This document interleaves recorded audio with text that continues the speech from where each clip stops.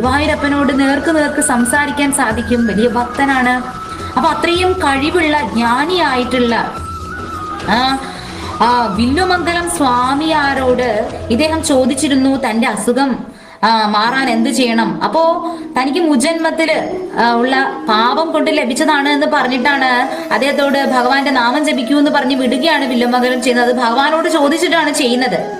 അപ്പോ വില്ലുമംഗലം സ്വാമിയാര് ഭഗവാൻ ഗുരുവായൂരപ്പനോട് ചോദിക്കും, ഇദ്ദേഹം വന്നപ്പോ എന്തുകൊണ്ടാണ് എന്നോട് ഈ രോഗത്തിന് ഈ ഒരു പ്രതിവിധി ഉണ്ടെന്ന് എന്നോട് പറയാത്തത് എന്താണ് എന്ന് ചോദിച്ചു. അപ്പോ ഭഗവാൻ പറയും, ഈ രോഗത്തിന്റെ കാരണം മാത്രമേ അങ്ങ് എന്നോട് ചോദിച്ചിട്ടുള്ളൂ. രോഗത്തിന്റെ പ്രതിവിധി എന്താണെന്ന്, പ്രതിവിധി എന്താണ് പറഞ്ഞു തരേണ്ടത് എന്ന് അങ്ങ് എന്നോട് ചോദിച്ചില്ലല്ലോ. കുറൂരമ്മയ്ക്ക് ഇതൊന്നും ചോദിക്കാതെ തന്നെ ഞാൻ മനസ്സിലിരുന്ന് തോന്നിപ്പിച്ചു. അത് കുറൂരമ്മ പറഞ്ഞു. അതുകൊണ്ട് അദ്ദേഹത്തിന്റെ രോഗവും ഭേദമായി. അപ്പോ വില്ലുമംഗലം സ്വാമിയാർക്ക് മനസ്സിലാവും കുറൂരമ്മയുടെ ആ ഭക്തിയുടെ ആ ശക്തി എന്താണ് എന്നുള്ളത് മനസ്സിലാവും വില്ലുമംഗലത്തിന്. കുറൂരമ്മ ഒരു സാധുവാണ്, വലിയ ജ്ഞാനിയൊന്നും അല്ല, ഒരു പാവം ഒരു കൃഷ്ണഭക്ത. വില്ലുമംഗലം വലിയ ജ്ഞാനിയാണ്, ധാരാളം ആളുകൾ ആദരിക്കുന്ന ആളാണ്. ഗുരുവായൂർ അമ്പലത്തിന് മാത്രമല്ല, എല്ലാ സ്ഥലത്ത് പോയാലും അദ്ദേഹത്തിന് പ്രത്യേക സ്ഥാനമാണ്. എല്ലാവരും വളരെ ആദരിക്കുന്ന വ്യക്തിയാണ് വില്ലുമംഗലം. ആ വില്ലുമംഗലത്തിന് കുറൂരമ്മയെ കാണണമെന്നൊരു ആഗ്രഹം ഉണ്ടാവാണ്. താൻ വലിയ ജ്ഞാനിയാണ്, വലിയ യോഗിയാണ് എന്നുള്ളൊരു ചെറിയൊരു അഹംബോധം വില്ലുമംഗലം സ്വാമിയാർക്ക് നിലനിൽക്കുന്ന സമയത്താണ് കുറൂരമ്മയെ കുറിച്ചിട്ടുള്ള, കുറൂരമ്മയുടെ ഭക്തിയെ കുറിച്ചിട്ടൊക്കെ ഇങ്ങനെ കേൾക്കുന്നത്. അതോടൊപ്പം കുറൂരമ്മയോട് അസൂയ ഉണ്ടായിരുന്ന കുറെ ആൾക്കാരുണ്ടായിരുന്നു. കുറൂരമ്മയുടെ ആ ഭക്തി, ശ്രീകൃഷ്ണ ഭക്തിയില് പുറത്തേക്കൊന്നും അറിഞ്ഞില്ല. ആ ഇല്ലത്ത് തന്നെ ഇരുന്നിട്ട് പൂജിക്കുകയാണ് ഭഗവാനെ, ഗുരുവായൂരപ്പനെ. എന്നിട്ടും പലർക്കും പല അനുഭവങ്ങൾ ഉണ്ടാവുകയാണ് കുറൂരമ്മയിലൂടെ. ശ്രീകൃഷ്ണ അനുഭവങ്ങൾ ഉണ്ടാവുകയാണ്. കുറൂരമ്മ എവിടെയും പോവില്ല, ആ ഇല്ലത്തിരുന്ന് അങ്ങനെ നാമം ജപിക്കും, ഭഗവാനെ കുറിച്ച് പറഞ്ഞു കൊടുക്കും അവിടെ വരുന്നവർക്ക്. അങ്ങനെ വന്ന് ആ സായുജ്യം കിട്ടുകയാണ് പലർക്കും. എല്ലാ ദിവസവും കുറൂരില്ലത്തിൽ നിന്ന് കുറൂരമ്മയുടെ നാമജപം ഉറക്കെ നാമം ജപിക്കുക, എല്ലാ ദിവസവും കേൾക്കാം. അപ്പോ അടുത്തുണ്ടായിരുന്ന ചില നമ്പൂരി ഇല്ലത്തിലുള്ള വലിയ വിദ്വാൻമാരായ നമ്പൂതിരിമാര്, വലിയ വിശ്വാസികളായ നമ്പൂതിരിമാർക്കൊന്നും ഇതത്രയ്ക്ക് ഇഷ്ടായില്ല. കാരണം സ്ത്രീകള് ഋതുമതികളായി പുറത്തായിരിക്കുന്ന സന്ദർഭങ്ങളിൽ നാമം ജപിക്കാൻ പാടില്ല, അവർ അശുദ്ധകളാണ് എന്നൊക്കെ ആയിരുന്നല്ലോ അന്നത്തെ ചില അന്ധവിശ്വാസങ്ങൾ. ഇന്നും ആ അന്ധവിശ്വാസം പിന്തുടരുന്നവരുണ്ട്. അപ്പോ എങ്ങനെയാണ് ഈ കുറൂരമ്മയ്ക്ക് എല്ലാ ദിവസവും ഇങ്ങനെ നാമം ജപിക്കാൻ സാധിക്കുന്നത്? കുറൂരമ്മ ഒരു സ്ത്രീയല്ലേ, അവർക്ക് നാമം ജപിക്കാൻ പാടില്ലാത്ത ദിവസങ്ങൾ ഉണ്ടാവുമല്ലോ. അപ്പൊ അവർ ചെയ്യുന്ന തെറ്റല്ലേ, അവർ തെറ്റായിട്ടുള്ള ഭക്തി കൊണ്ട് അവർ തെറ്റായിട്ടുള്ള കാര്യങ്ങളാണ് പൊതുസമൂഹത്തിൽ പ്രചരിപ്പിക്കുന്നത്, അവരെ തടയണം എന്നൊക്കെയുള്ള ചിന്ത ചില ശരിക്കും അജ്ഞരായിട്ടുള്ള ചില ബ്രാഹ്മണർക്ക് ഉണ്ടാവും. അവർ പോയിട്ട് വില്ലുമംഗലം സ്വാമിയാരോട് ഇത് പരാതിയായിട്ട് പറയാണ്. അപ്പൊ ഇത്രയും വലിയ ജ്ഞാനിയായിരുന്നിട്ടും വില്ലുമംഗലം സ്വാമിയാർക്കും തോന്നും അവര് പറയുന്നത് ശരിയാണ് എന്ന് തോന്നുകയാണ്. സ്ത്രീകള് പുറത്തായിരിക്കുന്ന സമയത്ത് അവരുടെ ദേഹശുദ്ധി ഇല്ലാതിരിക്കുന്ന സമയമാണല്ലോ. അപ്പോ ഭഗവത് നാമം ഉച്ചരിക്കുന്നത് തെറ്റല്ലേ എന്നുള്ള തോന്നല് വില്ലുമംഗലം സ്വാമിയാർക്ക് ഉണ്ടായി പോവാണ്. അദ്ദേഹത്തിന് തോന്നും കുറൂരമ്മയോട് ഇത് നേരിട്ട് വന്ന് പറയണം, അവരോട് ഇത് പറഞ്ഞ് അവരെ ഉപദേശിച്ചിട്ട് അവരെ ശരിയാക്കണം എന്നൊക്കെയുള്ള ഉദ്ദേശത്തോടു കൂടി കുറൂരമ്മയെ കാണാൻ ആഗ്രഹിച്ചിരിക്കുന്ന സമയമാണ്. വില്ലുമംഗലം സ്വാമിയാര് ഗുരുവായൂർ അമ്പലത്തിൽ വന്നിട്ടുണ്ട് എന്ന് അറിയുന്ന കുറൂരമ്മ എല്ലാ ദിവസവും ഭഗവാന് നേദിക്കുന്ന പ്രസാദം, പായസം ഉണ്ടാക്കി മാധവന്റെ അടുത്ത് കൊടുത്തു വിടുകയാണ്. അപ്പോ ഒരു ദിവസം മാധവൻ വന്നില്ല. അപ്പോ വില്ലുമംഗലം ചോദിക്കും, എന്താണെന്ന് വരാത്തതെന്ന് ചോദിക്കുമ്പോൾ പറയും, ഇന്ന് കുറൂരമ്മ പുറത്താണ്, ഋതുമതിയാണ്, അതുകൊണ്ട് ഇന്ന് പൂജയും പ്രസാദവും ഒന്നും കഴിപ്പിക്കില്ല. ഇന്ന് ലക്ഷ്മിയാണ് പ്രസാദമൊക്കെ ഉണ്ടാക്കുന്നത്. കുറൂരമ്മയ്ക്ക് നിർബന്ധമാണ് കുറൂരമ്മയുടെ കൈകൊണ്ട് ഉണ്ടാക്കിയ പ്രസാദം തന്നെ വില്ലുമംഗലം സ്വാമിയാർക്ക് കൊടുത്തു വിടണം എന്നുള്ളത്. അപ്പോ വില്ലുമംഗലം സ്വാമിയാർക്ക് മനസ്സിലാവും ഇന്ന് കുറൂരമ്മ പുറത്തായിരിക്കുകയാണ്. അപ്പൊ അവിടെ എന്തൊക്കെയാ സംഭവിക്കുന്നത്, ചില പരാതികളൊക്കെ കിട്ടിയിട്ടുണ്ടല്ലോ, അത് ശരിയാണോ എന്ന് ഒന്ന് പരിശോധിക്കണമല്ലോ. എന്നാ ഇന്നൊന്ന് കുറൂരില്ലത്തിലേക്ക് പോയി കളയാം. അപ്പോ കുറൂരില്ലത്തിന്റെ മുറ്റത്തെത്തുമ്പോ തന്നെ ഉറക്കുറക്ക നാമജപം കേൾക്കുന്നുണ്ട്. ഭഗവാന്റെ ആ നാമം ഇങ്ങനെ എല്ലാം മറന്ന് നാമം ഉരുവിടുകയാണ് കുറൂരമ്മ. അപ്പോഴാണ് വില്ലുമംഗലം സ്വാമിയാർ ഉമ്മറത്ത് വന്നിട്ട് കുറൂരമ്മയെ വിളിക്കും. അപ്പോ പറയും, അയ്യോ എനിക്കിന്ന് പുറത്തേക്ക് ഇറങ്ങാൻ സാധിക്കില്ല എന്ന് പറഞ്ഞിട്ട് ഉള്ളിലുള്ള മുറിയുടെ വാതിലിന്റെ മറവിൽ നിന്നാണ് കുറൂരമ്മ സംസാരിക്കുന്നത്. അപ്പോ കുറൂരമ്മ അങ്ങനെ ദൂരത്ത് നിന്ന് കാണാം വില്വമംഗലത്തിന്. അപ്പോ വില്വമംഗലം പറയും, ആ എന്താണ് നിങ്ങൾ ചെയ്യുന്നത്? ഭക്തിയൊക്കെ നല്ലത് തന്നെയാണ്, പക്ഷെ നമുക്ക് ചില ആചാര വിശ്വാസങ്ങളുണ്ട്. സ്ത്രീകൾ ഇത്തരത്തിൽ ഋതുമതികളായി പുറത്തായിരിക്കുന്ന സമയത്ത് ഭഗവൻ നാമം ഉച്ചരിക്കാൻ പാടുണ്ടോ? നിങ്ങള് ദേഹശുദ്ധി ഇല്ലാതിരിക്കുന്ന സമയമല്ലേ? നാമം ജപിക്കുമ്പോ മനസ്സും ശരീരവും ശുദ്ധമായിട്ട് ഇരിക്കണ്ടേ? അപ്പൊ ഈ ചെയ്യുന്നത് ശരിയാണോ എന്ന് ചോദിക്കും വില്വമംഗലം. അപ്പോ കുറൂരമ്മ നേരെ തന്റെ സഹായിയായ ലക്ഷ്മിയെ നോക്കിയിട്ട് പറയും, ലക്ഷ്മി അദ്ദേഹത്തോട് ചോദിക്കൂ, പുറത്തായിരിക്കുന്ന സമയത്ത്, ഞാൻ ഋതുമതിയായിരിക്കുന്ന സമയത്ത് എന്നെ മരണം സ്പർശിക്കില്ല, എനിക്ക് മരണം ഉണ്ടാവില്ല എന്ന് അദ്ദേഹത്തിന് ഉറപ്പു തരാൻ സാധിക്കോ? എങ്കിൽ ഞാൻ നാമം ജപിക്കാതിരിക്കാം. അപ്പൊ വില്വമംഗലം അക്ഷരാർത്ഥത്തിലൊന്ന് അമ്പരക്കും. ആ കുറൂരമ്മയുടെ ആ മറുപടി കേട്ടിട്ട്. എന്നിട്ട് കുറൂരമ്മ പറയും, എന്തിനാണ് നമ്മൾ നാമം ജപിക്കുന്നത്? യമദൂതന്മാർ നമ്മുടെ ശരീരത്തിൽ സ്പർശിക്കാതിരിക്കാൻ, മരണസമയത്ത് നമ്മളെ യമദൂതന്മാർ സ്പർശിക്കരുത്. നമ്മൾ ഭഗവാന്റെ ലോകത്തിലേക്ക്, ഭഗവാൻ ശ്രീകൃഷ്ണന്റെ അടുത്തേക്ക് തന്നെ പോകണം എന്നുണ്ടെങ്കിൽ മരണസമയം വരെയും നമ്മൾ നാമം ജപിക്കണം.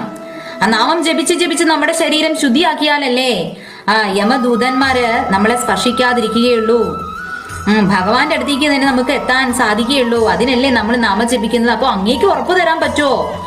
ഞാന് ഋതുമതിയായിരിക്കുന്ന സമയത്ത് ഞാൻ മരണപ്പെടില്ല എന്നുള്ളത് അങ്ങേക്ക് ഉറപ്പു തരാൻ സാധിക്കുമെങ്കിൽ ഞാൻ ഇന്നു മുതൽ നാമം ജപിക്കുന്നില്ല ഈ സമയത്ത്. അപ്പോ അക്ഷരാർത്ഥത്തില് ഒന്നും മിണ്ടാൻ പറ്റാത്ത അവസ്ഥയിൽ വലിയ ജ്ഞാനിയാണ്, വലിയ യോഗിയാണ്, ഭക്തനാണ്, ഒക്കെ ആണെങ്കിലും തനിക്ക് ഇത്തരത്തിലൊരു തെറ്റ് സംഭവിച്ചു പോയല്ലോ. ശരിയാണ്, കുറൂരമ്മ പറയുന്നത് ശരി തന്നെയാണ്.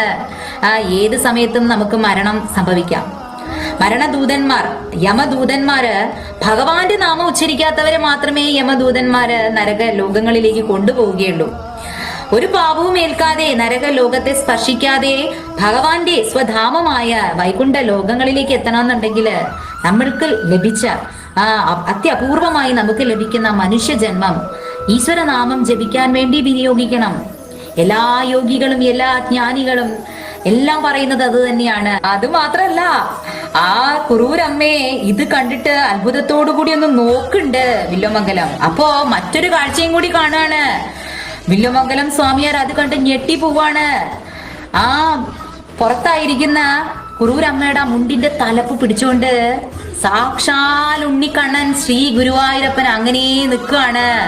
എന്നിട്ട് വില്വമംഗലത്തിനെ നോക്കിയിട്ട് ഇങ്ങനെ കാണിക്കുകയാണ്, കൊഞ്ഞനം കുത്തി കാണിക്കുകയാണ്, അങ്ങനെ വേണം എന്നുള്ള രീതിയില്.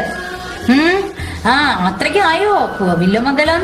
കേട്ടില്ലേ, എന്റെ ഭക്ത പറഞ്ഞത് കേട്ടില്ലേ എന്നുള്ള രീതിയില് ഭഗവാൻ ആ മുണ്ടിന്റെ തലപ്പ്, കുറൂരമ്മയുടെ മുണ്ടിന്റെ തലപ്പ് പിടിച്ച് വലിച്ച് കളിച്ചുകൊണ്ട് നിൽക്കുകയാണ്.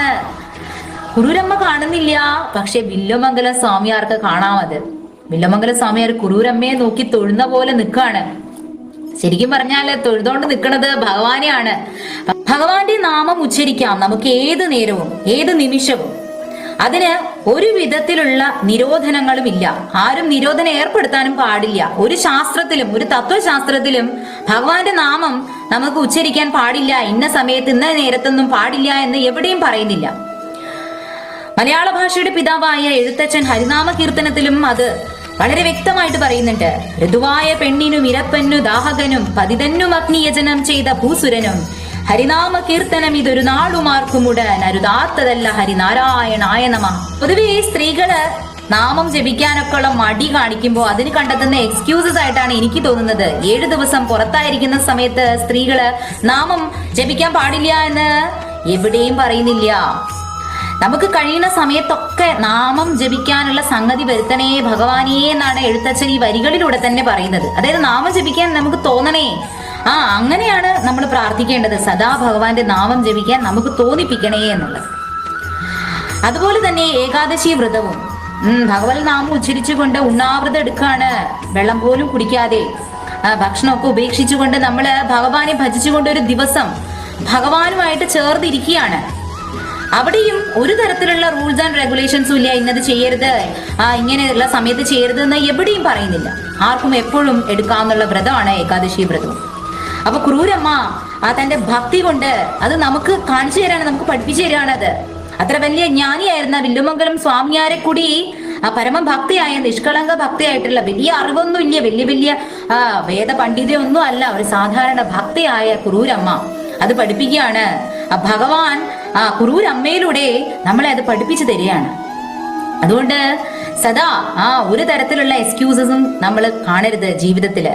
ഭഗവാന്റെ നാമം ജപിക്കാൻ, സദാ ഭഗവാന്റെ നാമം ജപിച്ച് ഭഗവാനിലേക്ക് എത്തിച്ചേരുക. നാമജപത്തിലൂടെ മാത്രമേ നമുക്ക് ഭഗവാനെ പ്രാപ്തമാവുകയുള്ളൂ. അങ്ങനെ വർഷങ്ങൾ കടന്നു പോകുന്നുണ്ട്. കുറൂരമ്മയ്ക്ക് വളരെ പ്രായമായി. അപ്പോഴാണ് ലക്ഷ്മിയൊക്കെ കൂടെ ഉണ്ടായിരുന്ന സഹായിയൊക്കെ മരണപ്പെട്ടു. അപ്പൊ മാധവനും കുടുംബവും ആ നാട്ടിൽ നിന്ന് മാറിപ്പോവുകയാണ്. അപ്പൊ കുറൂരമ്മയോട് വന്ന് പറയും, ഇനി ഞങ്ങൾ ഇവിടെ ഉണ്ടാവില്ല, ഞങ്ങൾ പോവാണ് ഇവിടെ നിന്ന്. അപ്പോ കുറൂരമ്മയ്ക്ക് വളരെ സങ്കടാവും. ഇനി താൻ തീർത്തും ഒറ്റപ്പെട്ടു പോവാണ്. തനിക്ക് സഹായത്തിനുണ്ടായിരുന്ന എല്ലാവരും പോയി കഴിഞ്ഞു. ഇനി ആരുമില്ല തനിക്ക് തന്റെ ഭഗവാൻ മാത്രമേ ഉള്ളൂ. അപ്പോ നേരെ പൂജാമുറിയിൽ വന്നിട്ട് ഉണ്ണിക്കണ്ണനോട് പറയുന്നുണ്ട് കുറൂരമ്മ, ഉണ്ണിക്കണ്ണ, എനിക്ക് നീ മാത്രമേ ഉള്ളൂ. ഇനി നീയും എന്നെ ഇട്ടേച്ചു പോവോ? വൃന്ദാവനത്തിൽ വെച്ചിട്ട് യശോദാമ്മയെ കളഞ്ഞിട്ട് പോയതുപോലെ കണ്ണാ, എന്നെ ഉപേക്ഷിച്ചിട്ട് പോവല്ലേ, എനിക്ക് നീ മാത്രമേ ഉള്ളൂ എന്നിങ്ങനെ കരഞ്ഞുകൊണ്ട് പറയുന്നുണ്ട് കുറൂരമ്മ. അന്നത്തെ ദിവസമാണ് മാധവൻ ചന്തയിൽ പോയിട്ട് തിരിച്ചു വരുമ്പോ ഒരു ഉണ്ണി അങ്ങനെ ഈ വഴിയരികിൽ നിൽക്കുന്നുണ്ട്. എന്നിട്ട് മാധവന്റെ കയ്യിൽ കടന്നു പിടിച്ചിട്ട് പറയും, എനിക്ക് ആരുമില്ല, അച്ഛനും അമ്മയും ഒന്നുമില്ല, എനിക്ക് ഭക്ഷണത്തിനായിട്ട് എന്തെങ്കിലും തന്നാ മതി, ഞാൻ എന്ത് വീട്ടു ജോലിയും ചെയ്തോളാന്ന് പറയും. അപ്പൊ മാധവന് വളരെ അതിശയം തോന്നും, ഇത്ര ചെറിയ കുട്ടി എന്ത് ജോലി ചെയ്യാനാണ്. അപ്പോഴാണ് പെട്ടെന്ന് കുറൂരമ്മയുടെ കാര്യം ആലോചിക്കും. അപ്പൊ കുറൂരമ്മയ്ക്ക് ആരും ഇല്ലാത്തതല്ലേ, ഈ ഉണ്ണിയെ കുറൂരില്ലത്തിൽ ഏൽപ്പിച്ചിട്ട് പോകാം. അങ്ങനെ മാധവൻ നേരെ ഉണ്ണിയും കൂട്ടിയിട്ട് കുറൂരില്ലത്തിലേക്ക് വരികയാണ്. കുറൂരമ്മയോട് പറയും, കുറൂരമ്മേ, അങ്ങേക്കൊരു സഹായിയായിട്ട് ഈ ഉണ്ണിയെ തരാണ്. അപ്പൊ കുറൂരമ്മയ്ക്ക് വളരെ സന്തോഷാവും. ഒന്നുമില്ലെങ്കിൽ ഒരു കുഞ്ഞു ഉണ്ണിയ അവനെങ്കിലും തന്നല്ലോ ഭഗവാൻ, താൻ ആരും ഇല്ലാത്ത ആയില്ലല്ലോ. അങ്ങനെ ആ ഉണ്ണിയെ മാധവൻ കുറൂരില്ലത്തിൽ ഏൽപ്പിച്ചിട്ടാണ് അവിടെ നിന്ന് പോകുന്നത്. പിന്നീട് സാക്ഷാൽ ഗുരുവായൂരപ്പനാണ് ഉണ്ണിക്കണ്ണനായിട്ട് വന്നിരിക്കുന്നത്. ആർക്കും അറിയാൻ സാധിക്കുന്നില്ല. ഭഗവാന്റെ യോഗമായ കാരണം കുറൂരമ്മയ്ക്ക് പോലും ഭഗവാനെ തിരിച്ചറിയാൻ സാധിക്കുന്നുണ്ടായിരുന്നില്ല. കുറൂരമ്മയായിട്ട് ബന്ധപ്പെട്ട ഇനിയും ധാരാളം കഥകളുണ്ട്. അതൊക്കെ നിങ്ങൾക്ക് പലർക്കും അറിയാം. ഉണ്ണിക്കണ്ണനെ കലത്തിലടച്ചതും, ഉണ്ണിക്കണ്ണൻ സ്വന്തം മകനെ പോലെ തന്നെ സദാ കൂടെ ഉണ്ടായിരുന്നു. വില്ലുമംഗലത്തിന് പൂജയ്ക്ക് ഒരുക്കാൻ വേണ്ടിയിട്ട് കുറൂരമ്മയുടെ ഒപ്പം വന്നതും ഒക്കെ അങ്ങനെ ഒരുപാട് കഥകൾ, വളരെ പ്രചാരം നേടിയ കുറൂരമ്മയുടെ കഥകൾ ധാരാളമുണ്ട്. ഈ കഥകളിൽ നിന്നൊക്കെ മനസ്സിലാക്കാൻ സാധിക്കുന്നത്, ആരുണ്ടായിരുന്നില്ലാത്ത കുറൂരമ്മയ്ക്ക് ആശ്രയവും അഭയവും ആയിട്ട് ഭഗവാൻ നേരിട്ട് അത്രയും പ്യോറസ്റ്റ് ആയിട്ടുള്ള പവിത്രമായിട്ടുള്ള മനസ്സോടു കൂടിയ ഭക്തയായതുകൊണ്ട് തന്നെ ഭഗവാന്റെ സാന്നിധ്യം സദാ കുറൂരമ്മയുടെ ജീവിതത്തിൽ ഉടനീളം ഉണ്ടായിരുന്നു. പിന്നീടുള്ള കഥകളൊക്കെ നിങ്ങൾക്കറിയാലോ. സദാ ഭഗവാൻ ഉണ്ണിക്കണ്ണൻ ശരിക്കും ഉണ്ണിക്കണ്ണനാണ്, പക്ഷേ ഭഗവാന്റെ യോഗമായ കാരണം കുറൂരമ്മയ്ക്ക് തിരിച്ചറിയുന്നില്ല അത് ഭഗവാനാണെന്നുള്ളത്. പക്ഷെ ഒരു അമ്മയുടെ സ്നേഹവാത്സല്യം മുഴുവനും അവന് കൊടുക്കുകയാണ്. മാത്രല്ല അമ്മയാകാൻ സാധിച്ചില്ല, അപ്പൊ ഭഗവാനെ തന്നെ മകനായിട്ട് ലഭിച്ച് ആ ഒരു ലീലകളൊക്കെ ഭഗവാൻ ഇങ്ങനെ ചൊടിപ്പിക്കും കുറൂരമ്മയെ. ചെറിയ കുട്ടിയാണ്, നിറയെ കുസൃതിയൊക്കെ കാണിച്ച് ചൊടിപ്പിക്കുക. എന്തിനാ ഭഗവാന്റെ കുറൂരമ്മയുടെ ആ ദേഷ്യമൊക്കെ കാണാൻ വേണ്ടിയിട്ട്. ദേഷ്യം വന്നിട്ട് നല്ല ചീത്തയൊക്കെ പറയും. അപ്പൊ അതൊക്കെ ആസ്വദിക്കുകയായിരുന്നു ഉണ്ണിക്കണ്ണാന്നാണ് കുറൂരമ്മ ഭഗവാനെ വിളിച്ചിരുന്നത്. അപ്പോ അങ്ങനെ വൃദ്ധയായിട്ടുള്ള അവസാന കാലഘട്ടത്തില് ഭഗവാൻ സ്വയം പ്രത്യക്ഷ ഭാവത്തില് ഉണ്ണിക്കണ്ണനായിട്ട് കുറൂരമ്മയുടെ കൂടെ ഉണ്ടായിരുന്നു. വില്ലുമംഗല സ്വാമിയാർ പൂജയ്ക്ക് വരുമ്പോ പൂജാ പുഷ്പങ്ങള് ഇടുമ്പോ അതെല്ലാം ഉണ്ണിക്കണ്ണന്റെ കാൽക്കലാണ് വീണോണ്ടിരുന്നത്. ഈ കുട്ടിയുടെ കാൽക്കൽ വീണോണ്ടിരുന്നപ്പോ വില്ലുമംഗലം നോക്കുമ്പോ ഭഗവാനെ കാണുമ്പോ മനസ്സിലാവും ആ കുട്ടിയായിട്ട് നിൽക്കുന്നത് ഭഗവാനാണെന്ന്. പക്ഷെ അപ്പൊ ഇങ്ങനെ കാണിക്കും, പറയരുത്, കുറൂരമ്മയോട് പറയരുത് എന്ന് പറയും.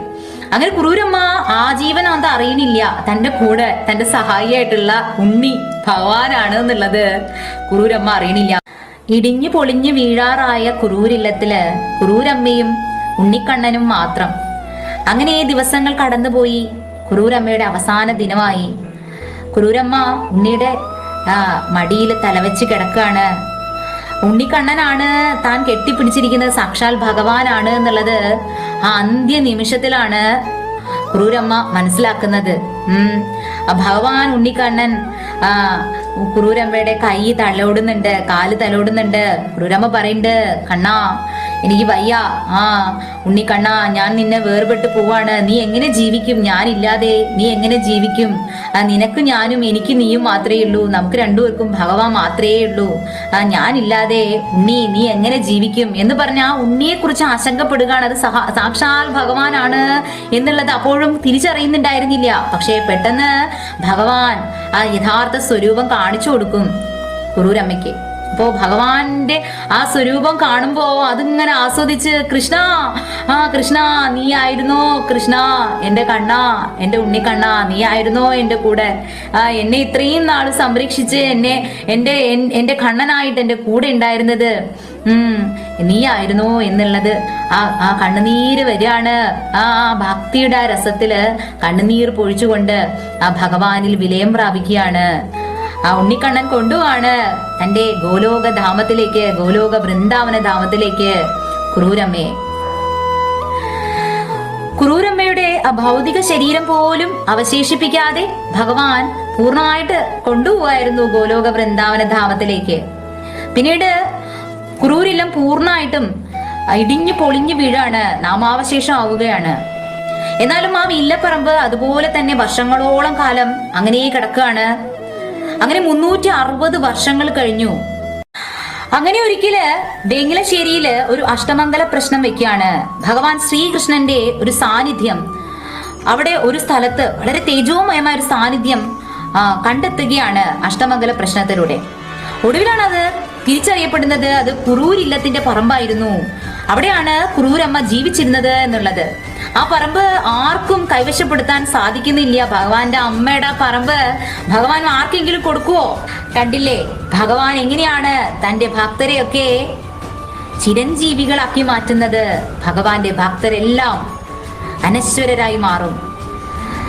നാട്ടുപ്രമുഖന്മാരും നാട്ടുകാരും എല്ലാം കൂടി ആ ഇല്ലപ്പറമ്പ് കുഴിക്കുമ്പോ അവിടെ നിന്ന് കുറൂരമ്മ പൂജിച്ചിരുന്ന വിഗ്രഹവും ലഭിക്കുന്നുണ്ട്. അവിടെ ഒരു ക്ഷേത്രവും ഉയരുന്നുണ്ട്. ക്രൂരമ്മ പൂജിച്ചിരുന്ന ഭഗവാൻ ശ്രീകൃഷ്ണൻ ഇന്നും അവിടെ ആ തേജോമയമായ സാന്നിധ്യമായിട്ട് ശ്രീ കുറൂരില്ലം ശ്രീകൃഷ്ണ സ്വാമി ക്ഷേത്രം അങ്ങനെ തലയെടുപ്പോടുകൂടി തന്നെ ഇപ്പോഴും നിൽക്കുന്നുണ്ട്, സ്ഥിതി ചെയ്യുന്നുണ്ട് വേങ്ങലശ്ശേരിയിൽ. ക്രൂരമ്മയുടെ ആ ഭക്തി, ഭഗവാന്റെ നാമസങ്കീർത്തനങ്ങൾ മാത്രം ജപിച്ച് ജീവിതത്തിലുണ്ടായ എല്ലാ കഷ്ടനഷ്ടങ്ങളെയും ഭഗവാനിലേക്ക് അടുക്കാനുള്ള മാർഗമായി സ്വീകരിച്ച്, സന്തോഷത്തോടുകൂടി സ്വീകരിച്ച്, ഭഗവാനിൽ സമർപ്പിച്ച് ഭഗവാനിൽ തന്നെ എത്തിച്ചേർന്ന ആ പരമഭക്തയെ സദാ നമ്മളും സ്മരിക്കുക. ആ അമ്മയുടെ ആ ജീവിത കഥ എല്ലാ കൃഷ്ണ ഭക്തർക്കും ഒരു പ്രചോദനമാണ്. എല്ലാവർക്കും ഭഗവാന്റെയും കുറൂരമ്മയുടെയും അനുഗ്രഹം സദാ ഉണ്ടാകട്ടെ എന്ന് പ്രാർത്ഥിക്കുന്നു. സർവം കൃഷ്ണാർപ്പണമസ്തു.